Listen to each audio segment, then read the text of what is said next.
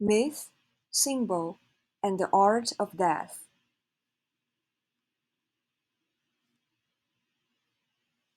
In the Yoruba cosmology of West Africa, there's a myth that has always moved me deeply.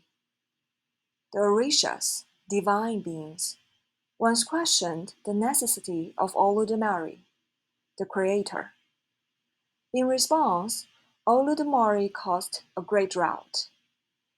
Oshun, the youngest among them, wished to help, but she was mocked for her youth, her femininity, her softness. Refusing to be dismissed, she transformed into a peacock and soared toward the heavens in search of Olodumare. The journey was long, burning, and painful. Her feathers scorched away in flight, and by the time she arrived, she had become a vulture. Yet it was this very sacrifice, her courage, her transformation, that moved Olodumare.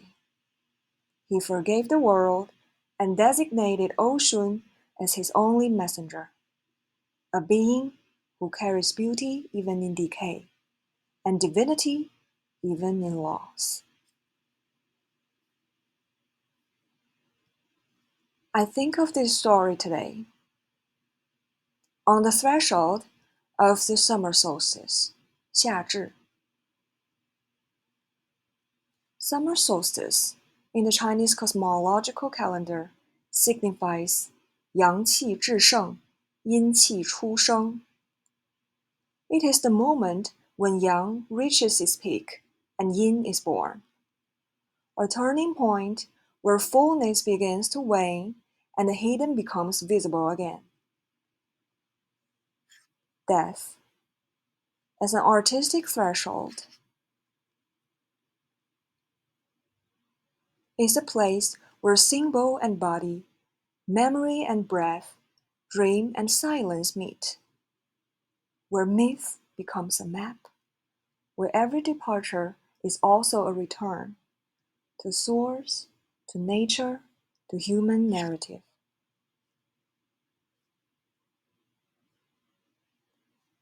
With this understanding, I'd like to share a case vignette of an end-of-life process, a sacred collaboration with a woman named Kim.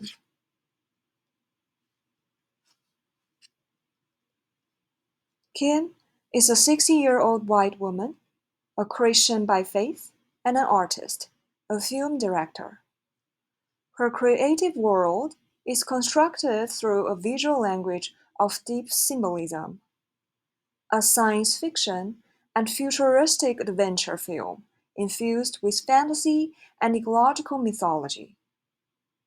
She has always been independent, powerful, and in control.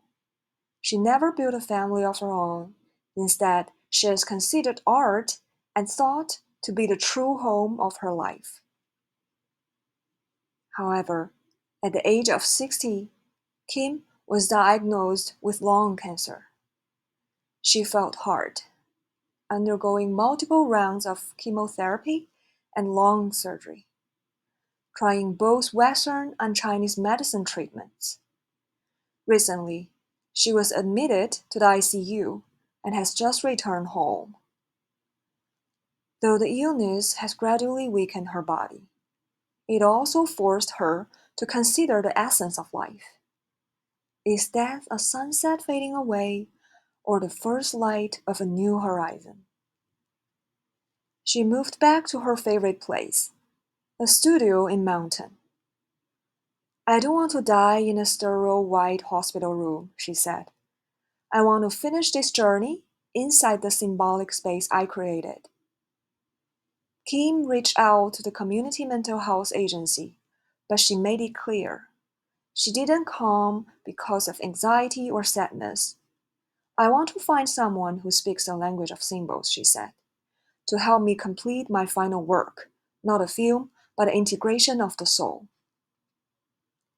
As a therapist, I wish to become a witness and co-creator of her sacred process. How would I begin? I would honor her unique languages as an artist and co-create with her a room of symbols, built with her old film reels, beloved totems, and objects she collected from around the world. This would not be just a physical space, but a stage for her threshold journey. I would revisit her life's work with her, extracting metaphors and unresolved themes from her films. I would invite her to capture visual or sonic fragments of dreams and death, even if they are just still images or voice recordings. This would become part of her soul collage. In this process, I would guide her to assemble a life archive. Chapters left unfinished. Words she still wants to say to someone who passed. The recurring symbols and colors in her dreams. The form in which she wishes to say goodbye to this world. We would not speak of farewell in conventional psychological terms. Instead, we would open portals through symbolic expression and embodied rituals. I might invite her to draw the pathway she saw in her dreams, record her last echo, or design lightning that simulates her imagined return path. Somatically, I would guide her through breathwork and symbolic meditation to help her feel the energetic flow in her body, to feel that leaving the body is not a severance, but a gentle homecoming to nature. Together, we would design a unique departure ceremony, a ritual, maybe held in her studio or during sunset by the sea. But she doesn't want people to mourn her. Instead, to attend a premiere, witnessing the final masterpiece of her life.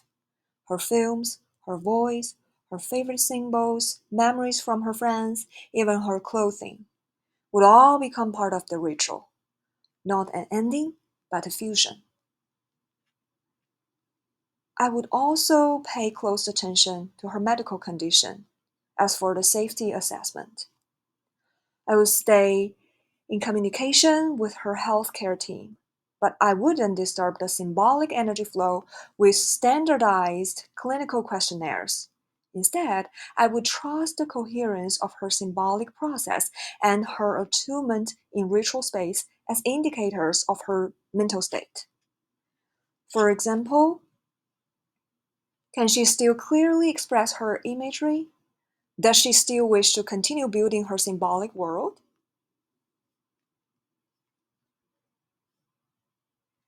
Death is not an ending.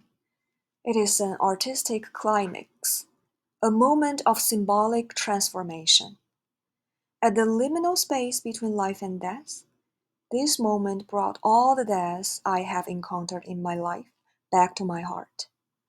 I hope this sincere tribute to their spirits can offer a blessing, that they may respond to death's calling with art and return to the mystery, gently, creatively, and completely, through the pathway of symbolism and human narrative.